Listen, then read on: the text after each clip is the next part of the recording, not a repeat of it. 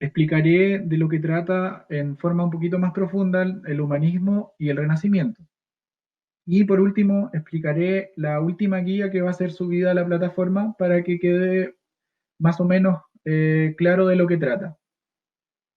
El objetivo entonces que se ha ido trabajando con las guías es el de analizar, apoyándose en diversas fuentes, la centralidad del ser humano y su capacidad de transformar el mundo en las expresiones culturales del humanismo y renacimiento. Por lo tanto, tenemos que situar temporalmente al humanismo y renacimiento. ¿En qué etapa de la historia se encontrarán estos ambos movimientos?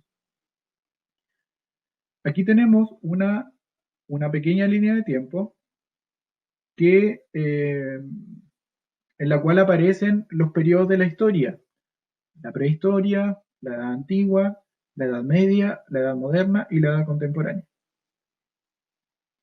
El humanismo y renacimiento se dice que inauguran, que dan inicio a la nueva mentalidad del hombre moderno. Por lo tanto, se encuentra en el inicio de la edad moderna.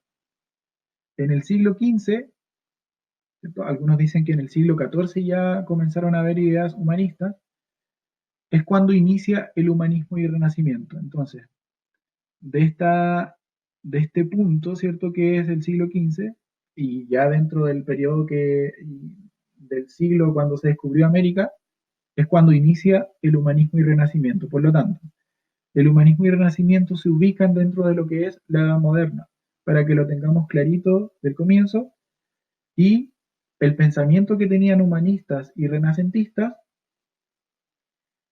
eh, hará que la gente moderna, ¿cierto? Que las personas que vivan en esta época piensen o tengan ideas distintas a las que tenían las personas de la Edad Media. Partamos por eso simplemente. Por lo tanto, tenemos que hacernos varias preguntas entonces en este sentido. El humanismo, ¿qué es el humanismo, cierto? Y después en otra explicación diré lo que es el renacimiento. ¿Dónde nace? ¿Cuándo se origina el humanismo? ¿Cuáles son sus características? Entonces, el humanismo fue un movimiento filosófico y literario. Un movimiento es un grupo de personas, ¿cierto?, que tiene un ideal en común. Entonces, los humanistas, como se le llama a la gente que persigue el humanismo, son gente que piensa de una forma distinta a lo que se venía pensando en la Edad Media, que fue el periodo anterior. El humanismo nace en las ciudades-estado de la península itálica, y una de las primeras, de las principales, ¿cierto?, ciudades donde nace el humanismo y también el renacimiento, y donde se desarrolló posteriormente, fue en Florencia, en el siglo XIV. ¿Ya? Florencia, veremos en el mapa, queda en la parte norte, ¿cierto? Llegando al norte de lo que es Italia. Y también habían otras ciudades-estado que competían entre ellas por saber quién es la mejor de la península itálica. La península itálica es esta península que tiene forma de bota, ¿cierto? Y competían entre lo que es el Ducado de Milán, lo que es Venecia y Florencia, Genova. Competían ya sea militarmente, ya sea comercialmente, para ver quién era la mejor. Entonces, en Florencia, ¿cierto? En esta ciudad-estado es donde nace el humanismo y el renacimiento. Aquí hay una imagen de Florencia, ¿cierto? Ya en el año 1493 era una ciudad totalmente urbanizada, ¿cierto? A diferencia de América, que recién en el año anterior eh, llegan europeos a ella, ¿cierto? Y habían estilos de vida totalmente distintos. En Europa ya habían ciudades que estaban muy urbanizadas y tenían un comercio que estaba creciendo y creciendo cada vez más. Y esta es la ciudad de Florencia en la actualidad, ¿cierto? Aquí, por ejemplo, tenemos la imagen de la Catedral de Florencia con la cúpula típica, ¿ya? En la antigüedad y en la actualidad tiene mucha similitud, ¿ya? Eso habla de que los italianos en general y las ciudades italianas preservan mucho lo que son sus construcciones históricas. ¿Por qué se desarrolla en las ciudades del norte de Italia? ¿Ya? ¿Por qué en Florencia? ¿Por qué ¿Por qué en Milán? ¿Ya? ¿Por qué en Génova? Porque habían buenas condiciones económicas, había buen comercio. Además, estas ciudades estaban muy bien organizadas, tenían su propio gobierno y su propia organización. Y también hay un hecho, ¿ya? Que es como el acontecimiento que gatilla que se haya provocado este movimiento en el norte de Italia y en Italia en sí mismo, ¿ya? Que es la invasión turca otomana a Bizancio en 1453, que lo vamos a explicar ahora a continuación. Hablando de la buena economía que tenían las ciudades-estados del norte de Italia, aquí hay un mapa donde se ve muy bien que las rutas y los intercambios comerciales todos pasaban por Italia. El comercio del grano, el comercio de lana, de cobre, de especias, pasaban por Italia. Por lo tanto, la riqueza del norte de Italia, ahí se ve muy bien Florencia, se debe a que las rutas comerciales pasaban por ella. Y eso favorecía muy bien a que en la ciudad de Florencia se vayan acumulando riquezas y las personas, o que haya un grupo de personas que se haya hecho muy rica. Pero el hecho que se, se define como la explicación que gatilla, en el fondo, el surgimiento del humanismo, aparte de las riquezas que hay en el norte de Italia, aparte de la buena organización, fue la caída de Constantinopla, que era la capital del Imperio Romano de Oriente en el año 1453. ¿De qué forma? Constantinopla es invadida por turcos, llamados turcos otomanos. Cuando la ciudad es invadida, ya que queda acá, ¿cierto? Los turcos venían de la zona, la zona que es el oriente, el próximo oriente, y se dirigen a invadir lo que es Constantinopla, la toman la ciudad, ¿cierto? Y cambian el nombre de la capital de la ciudad a Estambul, y esto será lo que después se conocerá como Turquía. Invaden la ciudad y las personas, ¿cierto?, que estaban ahí comienzan a huir a otros territorios.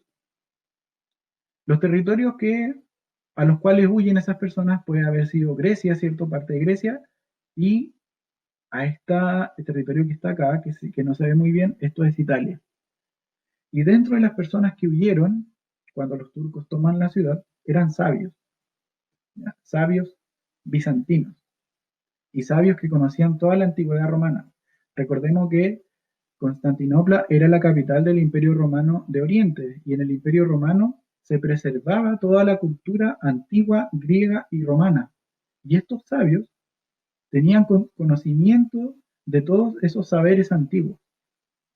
Por lo tanto, la ciudad es tomada, como se ve muy bien acá, y estos sabios, entre ellos alguien llamado Johannes Argilópolos y también Demetrio Calcocóndilas, huyen de la ciudad y se dirigen a lo que es Italia. Y en estas ciudades italianas, ellos comienzan a dar a conocer lo que eran estos saberes antiguos, griegos y romanos, la filosofía griega, ya sea tratados de arquitectura y incluso poesía, formas de escribir, y comienzan a expandir este conocimiento en lo que es Italia. De esta forma, con los conocimientos que comienzan a expandir estos sabios, se comienzan a generar gente que los seguía y gente que comienza a preocuparse, ¿ya?, y volver a leer lo que eran estos antiguos saberes de los griegos y los romanos. ¿Ya? Es de esa forma que aparecen entonces, ¿ya?, y propiciado también por la buena organización que tenían las ciudades-estado y también la riqueza que había. Gracias a estos sabios se comienza a expandir el conocimiento y comienzan a surgir pensamientos humanistas y pensamientos renacentistas. Algunos plantean que todo esto es un mismo movimiento. Entonces, el pensamiento humanista tuvo su máximo esplendor entre el siglo XV y XVI y también se caracterizó por rechazar muchos de los principios de la cultura medieval, en especial la concepción acerca de Dios. Aquí tenemos en esta imagen una imagen de una representación de Dios, ¿cierto? Un Dios todopoderoso, ¿ya? Que esa imagen es la típica de la Edad Media, ¿ya? Un Dios todopoderoso al cual la gente le debía mucho respeto, pero también temor.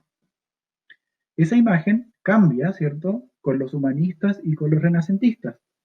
Esta obra, que es una obra del Renacimiento, ¿ya?, hecha por Miguel Ángel Buonarroti, que fue un renacentista, un artista del Renacimiento, representa muy bien que durante el Renacimiento el ser humano comienza a tener un nuevo valor y pasa de haber una imagen teocéntrica del mundo a una imagen donde el ser humano es el centro de las explicaciones, es decir, una imagen antropocéntrica del mundo.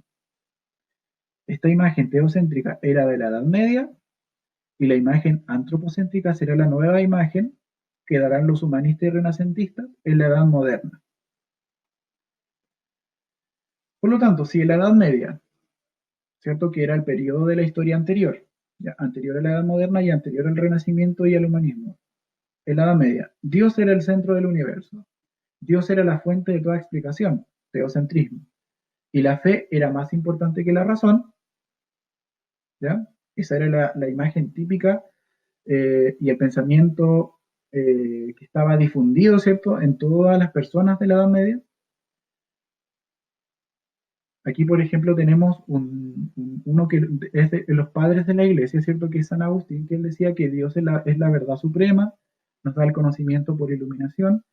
El conocimiento intelectual, decía él, lo da solo Dios por una iluminación en la que da a participar su conocimiento al hombre.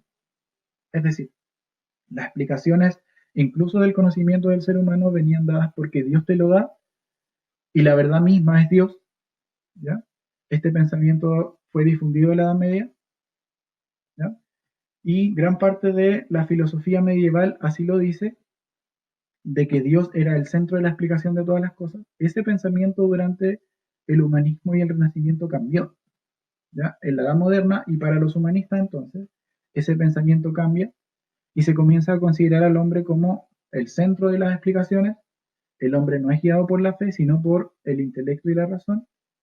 Por lo tanto, el pensamiento en esta época se vuelve antropocéntrico, como ya trabajamos en los textos anteriores, como por ejemplo Giovanni Pico de la Mirandola, y como veremos después en las pinturas de los artistas del Renacimiento, que el ser humano adquiere un valor central.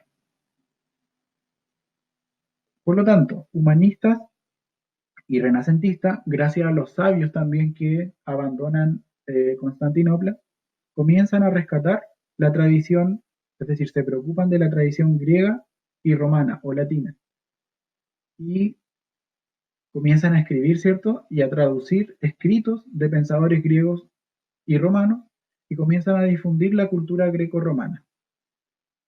Aquí tenemos imágenes, por ejemplo, del Coliseo romano. Por lo tanto, comienzan los humanistas y renacentistas a leer obras de griegos y romanos. Por ejemplo, comienzan a leer a Aristóteles, ¿cierto? Comienzan a leer a Virgilio, que era un poeta italiano. ¿Por qué? ¿Por qué comienzan a leerlos? Porque según ellos eran dignos de imitar, principalmente por los avances en retórica, ya sea filosofía, escritura, poesía, y por el gran desarrollo que tuvieron ellos en el pensamiento. Los filósofos griegos, ¿ya?, a diferencia de las personas de la Edad Media, ellos tenían un pensamiento más centrado en el ser humano, ¿ya? Los filósofos griegos entonces pensaban que Dios en sí no era la imagen que tenemos actualmente de Dios, la imagen muy cercana al ser humano, ¿ya? De hecho, Aristóteles, por ejemplo, pensaba no en la existencia de Dios, sino que algo llamado causa primera, ¿ya? Y según él era un motor inmóvil que mueve todo sin ser movido. Para Aristóteles y para filósofos griegos de la antigüedad, no había un Dios creador consciente de sí mismo como nosotros pensamos actualmente o como se pensaba en la Edad Media, sino que este ser supremo, que nosotros lo podemos entender como naturaleza, creaba sin ser consciente. Por lo tanto, esta imagen que tenía Aristóteles comenzó a difundirse durante la Edad Moderna y mediante los humanistas y renacentistas también, ¿ya? Para los filósofos griegos y también para los humanistas, esta causa primera, este primer motor, esta naturaleza podía ser conocida no mediante la fe, sino que mediante la razón y mediante el intelecto. ¿Ya? Eso lo plantea muy bien Aristóteles en un libro que se llama Metafísica, donde plantea su idea y plantea también de que esta causa primera no tiene límites, por eso que es inmóvil. ¿Ya? Entonces crea eh, sin ser consciente de ello, ¿cierto? Y uno puede acercarse a ella a través de la razón y del intelecto. Una forma de pensar entonces que comienzan a reinterpretar los humanistas, ¿cierto? Y los renacentistas. Por lo tanto, personas como, por ejemplo, Dante Alighieri, Francesco Petrarca, Giovanni Boccaccio, fueron algunos humanistas, ¿cierto?, que comienzan a leer a estas obras de la antigüedad y comienzan a cambiar su visión acerca del mundo y de la posición que tiene el ser humano en él. También hubieron humanistas fuera de lo que es Italia, por ejemplo, Tomás Moro en Inglaterra y Erasmo de Rotterdam. Estas personas que yo nombré anteriormente son humanistas, ¿ya? Comienzan a escribir, comienzan a hacer tratados, comienzan a hacer textos, comienzan a criticar la sociedad de su época a través de las escrituras, comienzan a copiar las formas de escribir de los antiguos griegos y romanos y comienzan a difundir este conocimiento por toda Europa.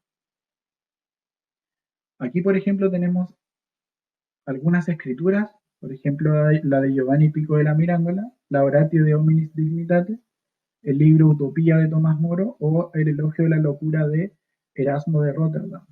Los humanistas entonces se dedican a escribir, a plasmar sus pensamientos en tratados, en textos, en documentos. ¿Ya? Y el tema central de sus obras fue el ser humano y los problemas del ser humano en la realidad en que vivía. ¿Cómo se difunde ese conocimiento tan fácil por toda Europa? ¿Por qué si nació en Italia? ¿Por qué si habían humanistas renacentistas? Como por ejemplo Dante Alighieri, Francesco Petrarca, Giovanni Boccaccio. ¿Por qué si nació en Italia se difundió tan fácil a Inglaterra o a Holanda? Porque se crea una máquina que será conocida como la imprenta de tipos móviles creada, se dice, en el año 1450-1456 por Johannes Gutenberg. ¿Qué permitió? Permitió producir muchas copias de libros y difundir el conocimiento. Por lo tanto, el humanismo que nace en Italia, esta forma antropocéntrica de pensar en la vida, se difunde posteriormente por toda Europa. Ahí tenemos, por ejemplo, un mapa donde salen los lugares donde habían imprenta, por lo tanto, lugares donde se podían multiplicar los libros. Y más gente, y no solamente la iglesia, podía acceder a ellos. Teniendo entonces esta explicación acerca del humanismo, un poquito o relativamente clara, podemos entrar a definir lo que fue el Renacimiento. Algunos dicen que el humanismo fue la parte escrita y el Renacimiento fue la parte artística. Por lo tanto, el mismo objetivo, ¿cierto?, para definir lo que es el Renacimiento.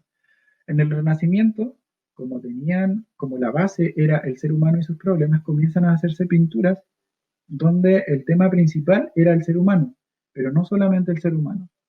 Aparecen obras, por ejemplo, como la de la Mona Lisa, El hombre de Vitruvio, La creación de Adán, La escuela de Atenas y muchas otras obras. Aquí el arte comienza a tener un desarrollo que no se veía desde la época antigua, desde la época griega y romana. Entonces, el Renacimiento fue un movimiento artístico, ¿cierto? A diferencia del humanismo, que fue un movimiento escrito, que fue literario. También surge en el siglo XV en las ciudades-estado italianas, Florencia, Bolonia, Venecia, y el término renacimiento se dice que deriva de la idea de hacer renacer la antigüedad griega y romana, o la cultura clásica como se conoce. Entonces aquí tenemos una imagen de las principales ciudades del norte de Italia: Genoa, Florencia, Bolonia, Venecia, ¿cierto?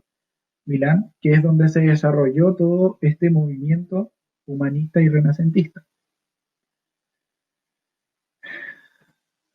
Entonces, los renacentistas, ellos también acogieron el pensamiento antropocéntrico centrado en el ser humano, también se dedicaron a rescatar los principios artísticos, arquitectónicos y culturales de los griegos y los romanos, y creían que los griegos y romanos alcanzaron el máximo desarrollo, ¿cierto?, de pensamiento y cultural, por lo tanto son dignos de imitación.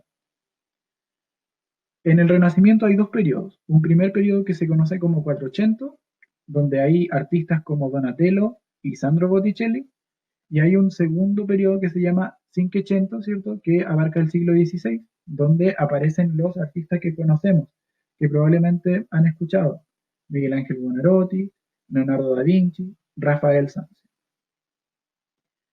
¿Les recuerda algo estos nombres? Probablemente sí, ¿cierto? ¿Ya? Rafael, Leonardo, Donatello. ¿Sí? ¿Ahora sí? Muy bien. Siguiendo. El arte renacentista entonces tiene una base antropocéntrica, ¿ya? Los pintores abandonan entonces los modelos estéticos medievales. En la Edad Media no se permitía pintar desnudos, por ejemplo, y se pintaba generalmente temas religiosos, y comenzaron a representar entonces ahora, durante el Renacimiento, el cuerpo humano con principios como lo hacían los griegos, de proporción y armonía, y esto porque pensaban que el cuerpo era bello y debía ser representado desnudo. Entonces, por ejemplo, aquí tenemos imágenes medievales, la pintura medieval, muy religiosa y sin presentar al ser humano de forma desnuda, sin sus rasgos realistas, figuras muy planas, ¿ya? En cambio, durante el Renacimiento esto será totalmente distinto. ¿Qué otras cosas le imitan también a los griegos o intentan desarrollar? También, por ejemplo, los principios de armonía. Esto, por ejemplo, son esculturas, no son renacentistas, son esculturas griegas. Los griegos así hacían sus esculturas, ¿ya? Los principios de armonía, los principios de simetría, de equilibrio, ¿ya? Utilizando las matemáticas. También el arte renacentista muestra un profundo interés por la naturaleza y también comienza a utilizar algo que utilizaban los antiguos, la perspectiva, que le daba un poquito más de precisión, un poquito más de realismo y profundidad a las imágenes, a las pinturas en específico. Aquí, por ejemplo, tenemos imágenes que ya no son griegas, pero que se parecen mucho a las esculturas griegas que vimos anteriormente.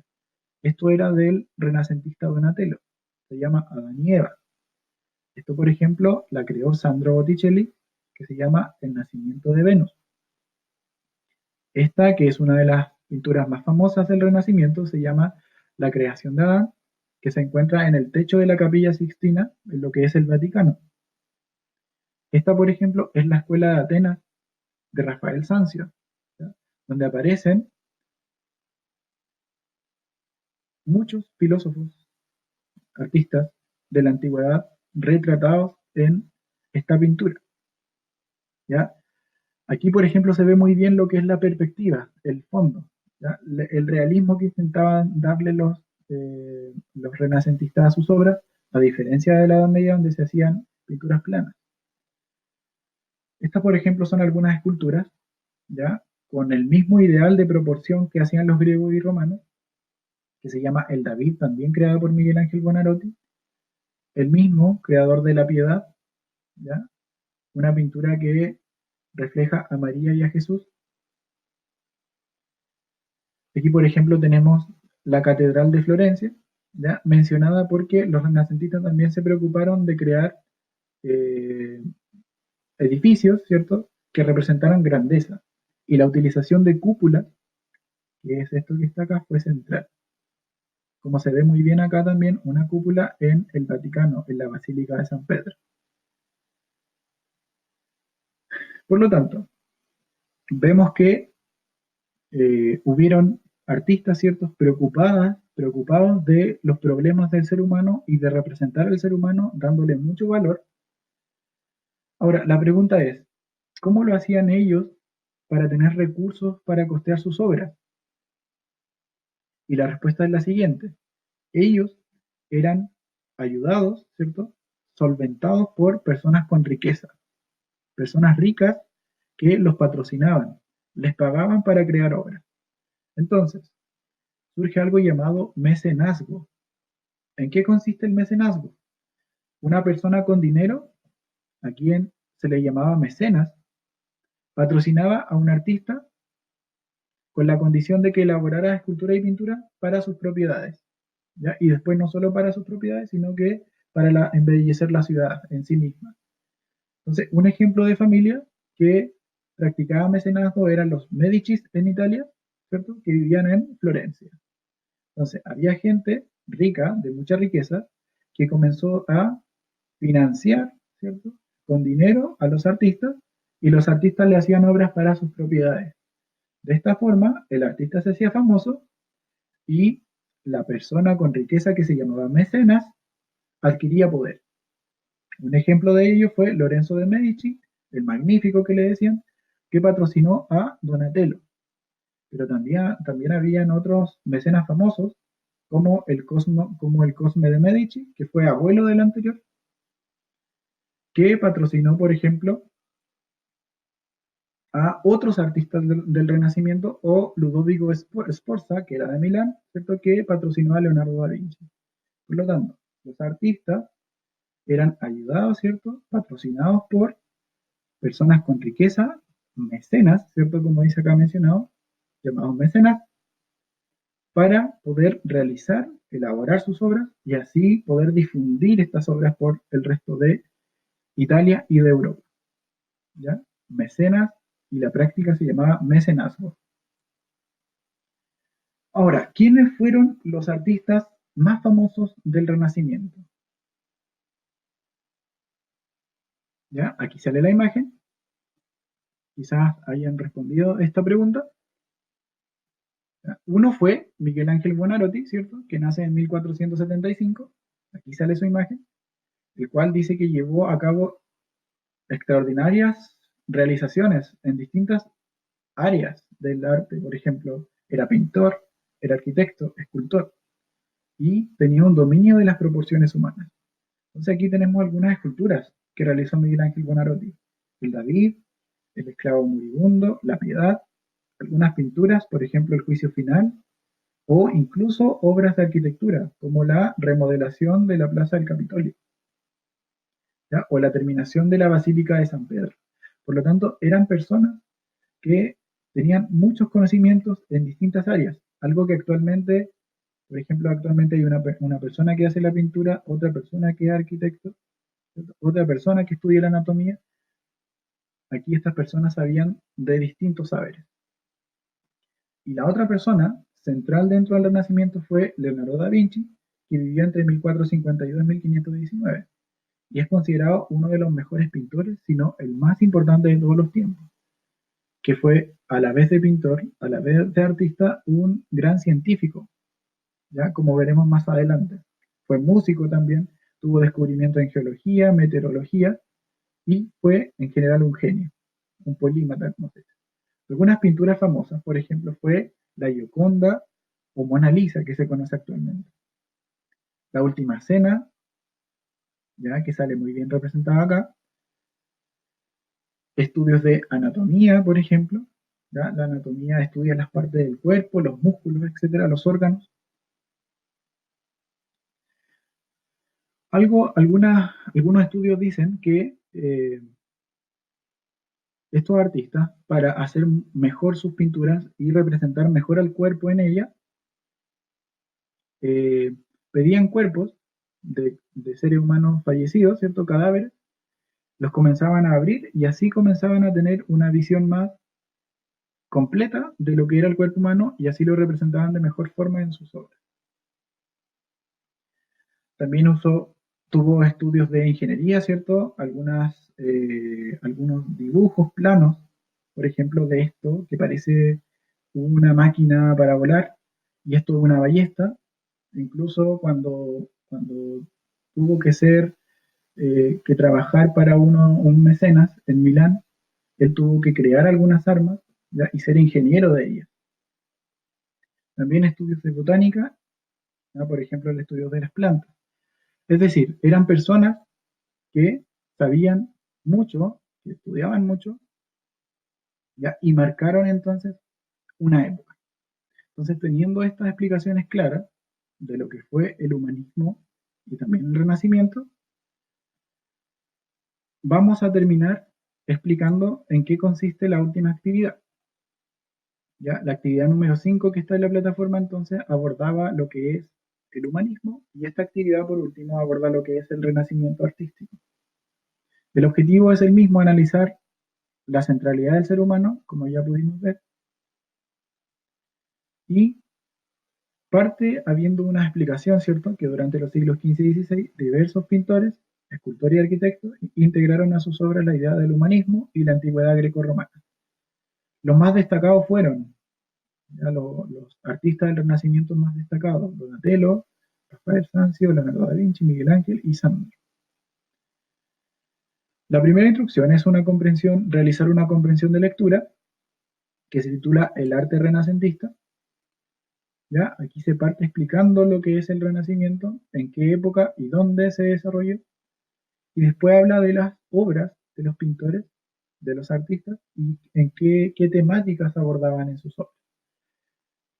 Hay que responder 5 preguntas referentes a ese texto. La primera, ¿qué fue el Renacimiento y dónde se origina? La segunda, ¿qué ocurre con el Renacimiento entre los siglos XV y XVI?